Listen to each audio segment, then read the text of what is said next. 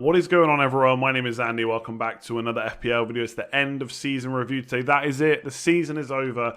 No more transfer decisions, no more captaincy decisions, no more worrying about VAR, at least for about 6 weeks. And given that the league is restarting, unless anything happens, anything big happens, the league is restarting on the 12th of September. I don't think it'll be that long until we get FPL back, and we're back worrying about all those things as well. So looking forward to that. It's kind of like a sad moment when the season ends because there's no more content to be doing, there's no more FPL to be discussing.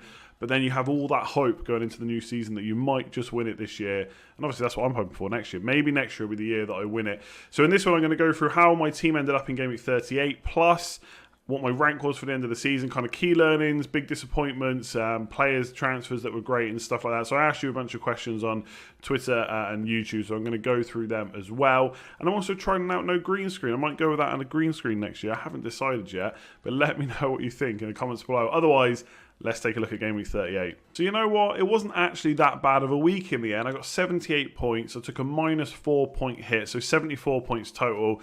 It was a green arrow. I think I started the week on 178,000. I got up to 162k. I'm not happy with that rank. Like, I wanted to be higher, and you know, people have said, well, you got hacked earlier in the season.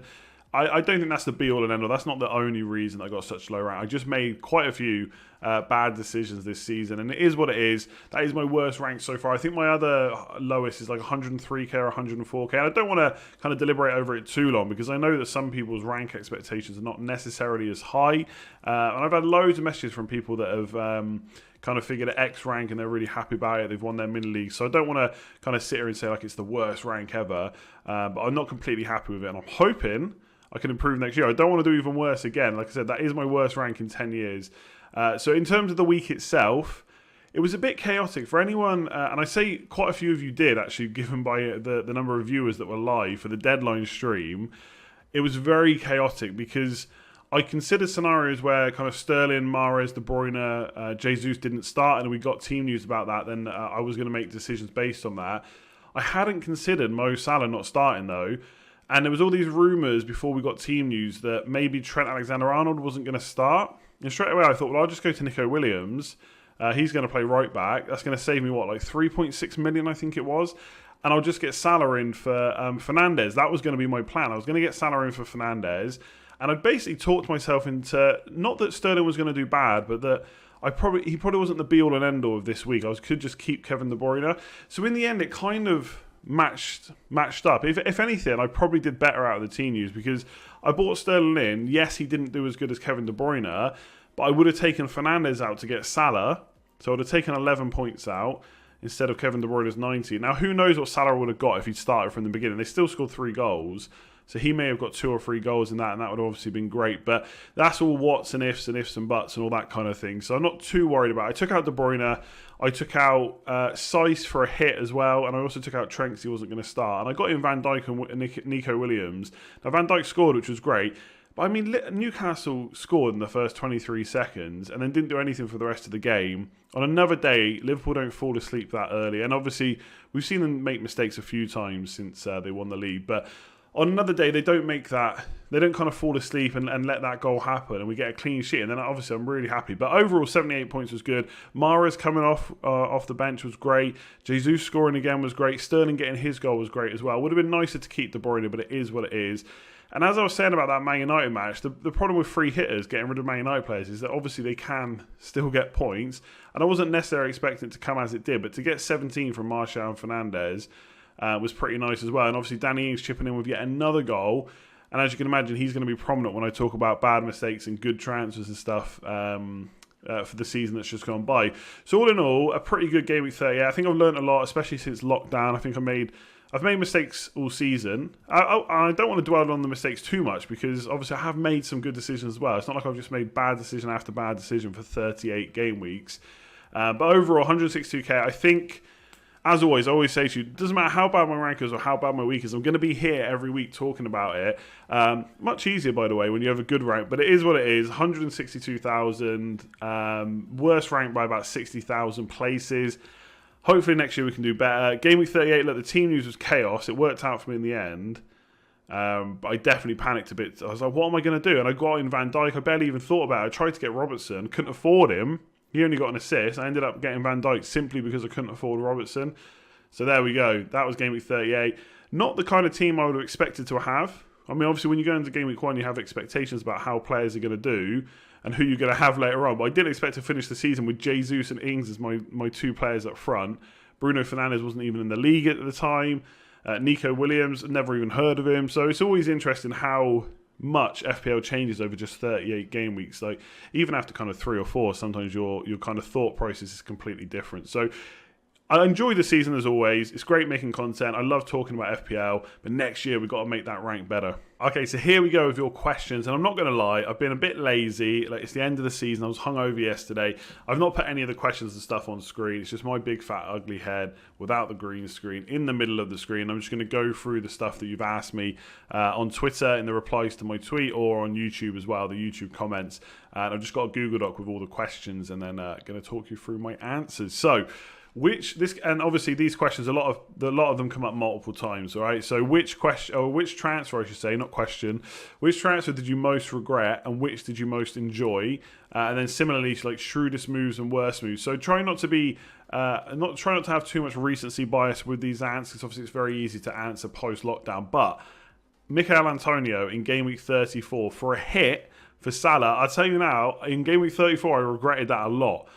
Because Jesus got points, but nowhere near enough to cover the hit, and Salah scored 18 points, so it was bad. But then the next week, Antonio getting 4 goals, it kind of just overwrote everything that happened before. And obviously, Jesus got good points as well, so that hit worked out in the end. But to bring in a player, and then the week later they get you 4 goals, the next week they get you 1, so get 5 goals in 3 games for Mikel Antonio, who hardly anyone owned, especially before the 4 goals. And then I took him out before the last 2 games of the season where he got I'm going to say a jammy penalty against Man United, as I've already said, and then a 0-pointer on the final day. I mean, that's about as good as it gets. You bring in a player, gets 5 goals in 3 game weeks, then you get rid of him, gets lucky to get 1 goal, takes his first penalty in 388 appearances, and then doesn't get anything on the final day. So that's a pretty shrewd move, I think. The worst move, taking out Trent Alexander-Arnold. Now, taking out Trent Alexander-Arnold, everyone's going to say that was so stupid, you shouldn't have done it. And fair enough, I fully get it, and I can see why he's done so well this season for such a cheap price. But to be punished in the way I was punished seems a little bit harsh. 4 attacking returns. I think they got a clean sheet as well. Like 4 attacking returns for a defender, never been done before. And yeah, you can sit there and say, but it's Trent, of course he can do these things. And obviously we know that now, but I don't think he came anywhere near getting that again. I think 13 points was maybe his highest score after that. I could be wrong, but it's something around then. But obviously, when you take out a defender, and basically I was trying to make a value move, a bit like taking out Salah and Calvert-Lewin. You take out 1 expensive player, 1 cheaper player, to get kind of 2 more value players. Like Antonio was a bit more expensive than Calvert-Lewin, Jesus was as well. And obviously I had a bit of money to spend elsewhere. So that's kind of my thinking with Trent, because Liverpool's fixtures weren't great after that. But obviously, maybe overlooked the fact that Liverpool were the best team in the league, or at least second best at the time. Second or first, however you wanted to argue about it. And I think they got clean sheets. So he basically got Trent, that is, attacking returns or clean sheets in pretty much every game after I took him out, until I bought him back in. But to take him out before that 4 attacking return game against Leicester, definitely the worst move by a mile this season. That really hurt. And obviously I wrote an article about it for Scout as well, why I'm taking out Trent, and it didn't go down very well. And then Danny Ings kind of qualifies for great move and worst move. So taking him out recently before Watford, and I kind of got a lesson learned from that as well. Like there was no reason to take him out. Absolutely no reason. Maybe subconsciously I put too much emphasis on the Arsenal game where he blanked. That could have happened. I wasn't telling myself I should get rid of him, but maybe subconsciously that was why. And I was almost like trying to force him out. And then he scores 2 goals against Watford. And obviously he blanked against Man United and Man City, but he did score against Everton in between, and then he just carried on scoring for the rest of the season. So I did get him back in, but it cost me more money, could have been used elsewhere. There was times when I was kind of stuck for a bit of cash. So that was a really bad move. But bringing him in the first place weeks and weeks and weeks ago before lockdown, basically it was, I'm not saying I was the first person to jump on him, because I definitely wasn't, but around the time Tammy Abraham was out injured, and we didn't know exactly when he was going to come back. And the thing with Ings was, everyone was saying he's injury prone, but then I look back at the points and the minutes, and I think there was only 1 game or something where he'd had less than or maybe a sub appearance, and he'd pretty much been playing like 60, 70 minutes every game, and he's been scoring against top teams as well. So to bring him in for like 6 million, bearing in mind he went up to over 7, that was a pretty shrewd move as well. So Ings and Antonio, great moves in. Ings out bad and Trent absolutely bad. One of the worst moves that I made this year. Another question here. Top 3 players that surprised us. And also there was another one about players that exceeded expectations and also who disappointed a bit. I must admit, I found it a bit difficult to find players that completely disappointed, but I will talk about a few in a sec. In terms of the ones that surprised us, I mean, Danny Ings has to be there. Goes down as this player that's injury prone, plays pretty much every single game this season. And Hasenhüttl, to be fair, did say that at times he would need a rest, but fair enough, loads of players need that. And then after lockdown, he's basically playing 80 to 90 minutes every game, like every 3 days as well. So he can no longer be down as an injury-prone player. If he gets an injury, fine, but he's not an injury-prone player. I don't think you should class him as that going into next season. 198 points, the third highest scoring forward. Started at like 6 million. Absolutely fantastic. Massively exceeded everyone's expectations, I would say. Martial as well, another one that goes down as an injury-prone player, has really kind of put that to bed now. 5th highest scoring mid this year. I think, what did he start at? Like 8 million, I think. 200 points, 6.2 points per match as well, by the way, which is the same as Raheem Sterling and only just behind Sadio Mane as well. So Martial, definitely a surprise. I don't think many people gave him credit. I even think after lockdown, people still weren't giving him credit. And it was only after he scored a few more goals that people were like, okay, maybe Martial is a good option now. So he, even before lockdown, by the way, he had a pretty decent season. I think if you look at the attacking returns, he probably did have a few more per match after lockdown. But his season, bearing in mind there was no Fernandes and barely a Pogba for most of the season before lockdown, Martial really did have a good season. And obviously, the one that's not going to surprise you, me mentioning him, it definitely surprises is John Lundstrom. Never played defence in his life from what we can see on Transfer Market. Gets listed as a defender, 4 million at that, and then plays in midfield and gets loads of goals. And he is a player that surprised us. He exceeded expectations. He's obviously not my player of the year choice or anything like that, just because he hurt me so much because I was stupid enough not to buy him back. But he has to go in as one of the surprises of the year. I mean, again, never even heard of the guy, and that's on me. I don't really follow the Championship that much. But yeah, there was all that talk at the start of the season about whether he was going to start or not, and then he did. Absolutely cracking player. So really good as an FPL asset. And then the players that surprised me as well, I'd actually say Doherty. Now, maybe he surprised me because I thought his price was too high, but he's shown again why his price was at 6 million at the start of the season. I got that wrong. Maybe not a player that you want to own all the way through, like a Trent or someone like that, but when he plays, he gets points, he's really attacking. Wolves really good defensively with Bolly in the team as well. So I would say that Doherty surprised me a little bit. And then in terms of players that disappointed, I've looked and I'm struggling to find someone that really, really disappointed, because you shouldn't necessarily expect players, like every single player, to score well throughout the whole season. I will say though, Sterling and Kane, I've been saved a little bit post-lockdown, because I was saying during lockdown that Sterling was almost like flop of the season for me. Then he's come back and absolutely smashed it. And if you saw all his stats before lockdown, they were actually pretty good. So if anything, he's just regressed to the mean, and he's suddenly putting all those stats he had before and converting them into FPL points. So I think Sterling and Kane, both really good since lockdown, but probably disappointing before.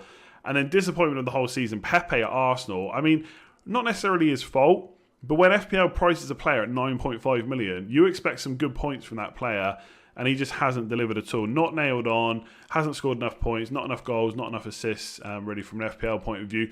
But what I would say is, do not have hard and fast rules over players. He's going to get a price drop next year, maybe 7, probably not 7.5, maybe an 8 or something like that, 8.5. And under Arteta, if he gets a regular run of games, maybe it becomes an option again. But when you're priced at 9.5 million, given his points return, massive, massive disappointment for me, Pepe. In terms of lessons learned, I try not to be too cliche with these, because I know if I go and look at people that are doing lessons learned, it's all going to be, I'm going to be more patient, I'm going to take more hits, I'm going to take less hits, depending on whether they worked for you the season before. And my key thing is probably never to completely change your strategy based on one season that you've just had where it maybe didn't go wrong, because if it's worked for you so many times before, maybe it wasn't the strategy. But overall, I don't think you should have hard and fast rules about how you're going to play FPL. You need to be able to adapt to the circumstances. Now, I have got a few.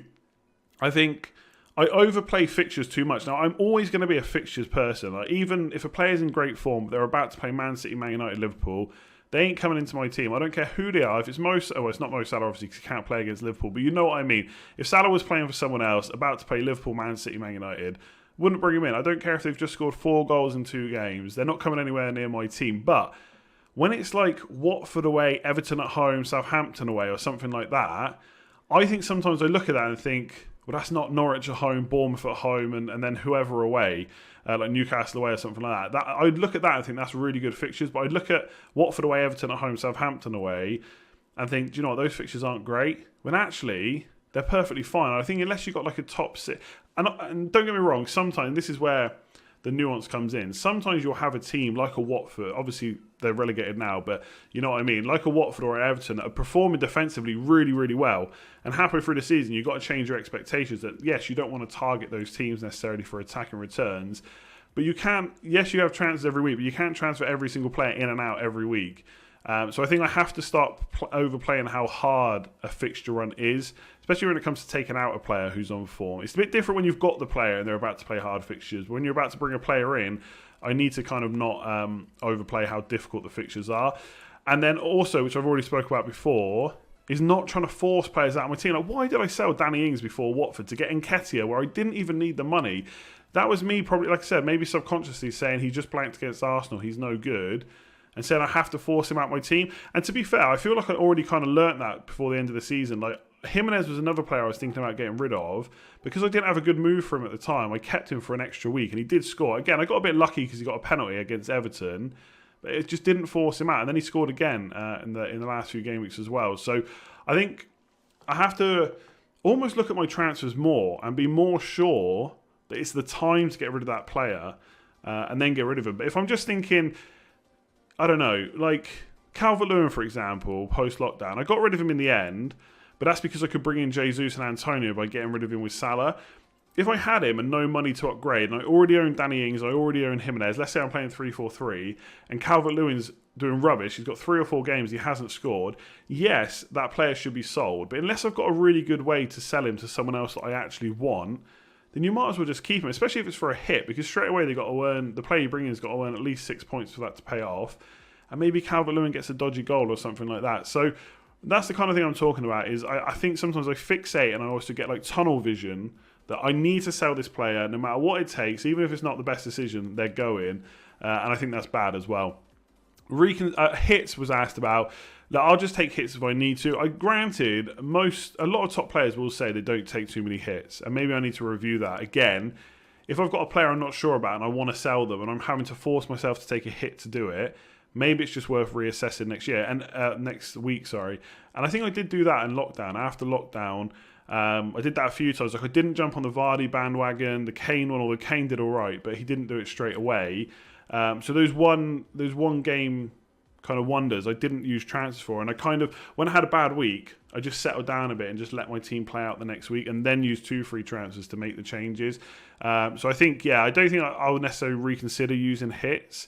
And I don't want to say be patient because everybody says that. And at the end of the day, sometimes you shouldn't be patient. Sometimes there is a player performing badly. If there's another one doing really well, they've got the stats, they've got the form, they've got the fixtures, you should make that move. But when it starts taking hits, or there isn't another player that you think absolutely has to come in, that's when you should rethink, I think. So there are probably lessons I learned. And also, and again, this is very cliche, is play your own game. But at times, after lockdown, because I was doing so badly, I was trying to look for like, not crazy moves, but kind of almost like massively upside chasing moves.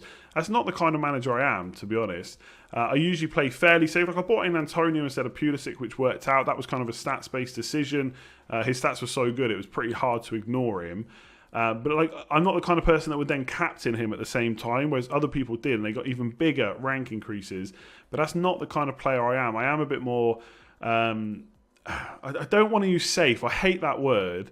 But I'm more likely to let it play out than try and make a move to get points from elsewhere. It's just not who I am. And maybe that will cost me again next season. Who knows? But I don't think it's going to put me down to kind of 162k again. So I think I have to play my own game, however I want to play it. And I tell you one thing I did differently, which is definitely like a streamer kind of thing, is as someone who does deadline streams and they're quite busy and there's a lot of questions, I do find going into those streams now, and I've done it in the last couple, knowing which transfers I want to do, is much easier than going in with kind of a split decision. Like when I did the Antonio move, I knew I really wanted Antonio. Now, obviously, people tried to talk me into Pulisic, and Pulisic, by the way, was not a bad pick. He still did really well.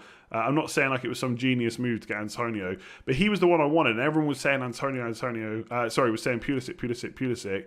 And it's only because I knew I wanted Antonio that I ended up going with it, and it was very hard not to just bring Pulisic in because he was playing that Norwich game as well. So I think for me, as a kind of someone that streams, I have to go into those deadline streams knowing who I want to do and not trying to be persuaded by everyone else, because everyone's going to have a different opinion to you, and that's absolutely fine. I'm more than happy to listen to it, but at the same time, I've got to kind of trust myself that I've decided I don't want to make a last-minute decision to change it. So big lessons: don't overplay hard fixtures too much, because they're probably not as hard as I say they are, but I am still a fixtures person. I'm always going to be like that.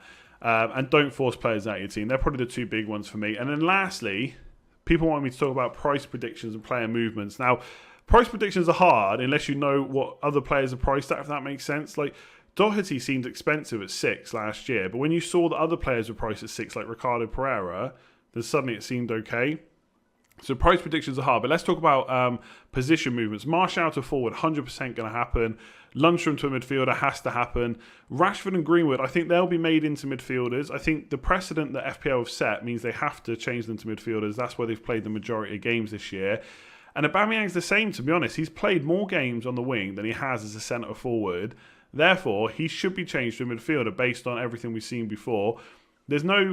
I do think he would be the weirdest one, because I wouldn't be shocked next year if they buy a certain player or they play Martinelli more on the wing and Aubameyang went to be a centre forward again. No one will be surprised by that, but there's nothing to say that's going to happen. And if he does start playing the majority of the games on the wing again next year, then it's absolutely right that he should be a midfielder. Now, there's a bigger conversation to be had. Should players like Salah and Mane be forwards? It's not something I'm going to get into in this video, but some people think they should, and that's absolutely fine. In that case, Aubameyang should be a forward too. But that's not how they're done right now. Salah and Mane are midfielders, therefore Aubameyang should be as well. I think it's as simple as that. Antonio to a forward has to happen. Richie, Newcastle back to being a midfielder, I think. Martinelli at Arsenal is currently a forward. He's going to go to midfield, I'm sure. Eric Dyer has to play as a defender. I mean, not only has he played the majority at centre-back, but he's also played kind of the last back end of the season under Mourinho as a centre-back. And even when he was suspended, as soon as he was fit again, he came back into the side. So, yeah, I think defender. Actually, sorry, I got on my notes here. He's actually played more often at DM than centre-back. But given that he's played so many games at centre-back at the back end of the season, I think he has to be changed. Richarlison, definitely a forward. And Jota, you could argue, should be moved back to a midfielder, because they didn't play 3-5-2 consistently. And a lot of games he lined up on the left of a 3-4-3. But I do think that one's difficult. In terms of prices, Fernandes, I think he could be as high as 10.5, 11 million. I think Salah will be 12.5 again. Mane was 11.5 last year and Salah was 12.5. I think they'll move Mane up again. I think he'll be 12.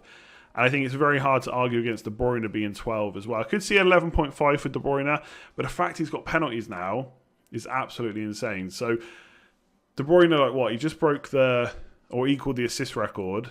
So is he going to do that again next season? Maybe not. So when he gets to 12 million, would he still be worth it? He could be. I'm not saying he's not.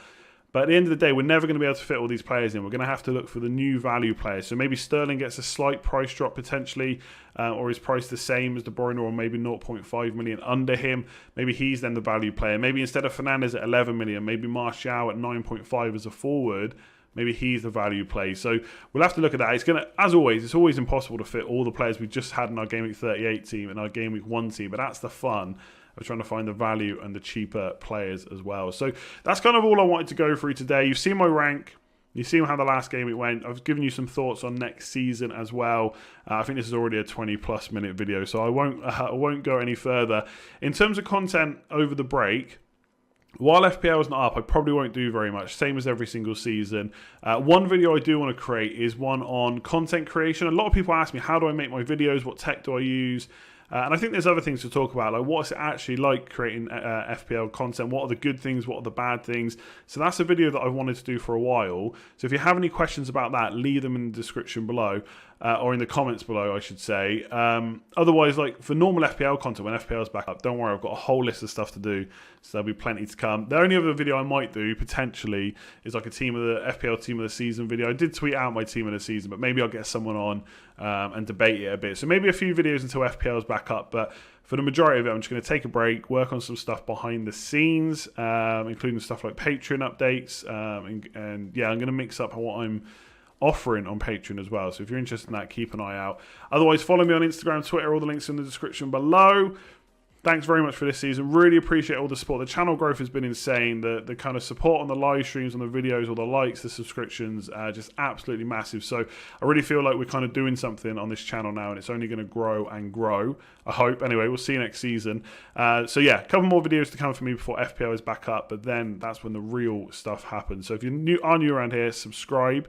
Let me know in the comments below how your season went as well. And obviously, if you have any questions for that kind of content creation specific video, and also let me know about the green screen. What do you think? Do I get rid of the green screen? I'm thinking about it for next year, and maybe kind of decorating the wall a little bit different. But anyway, I'm going completely off topic. It's definitely over 20 minutes now. I'll catch you next time. Cheers all.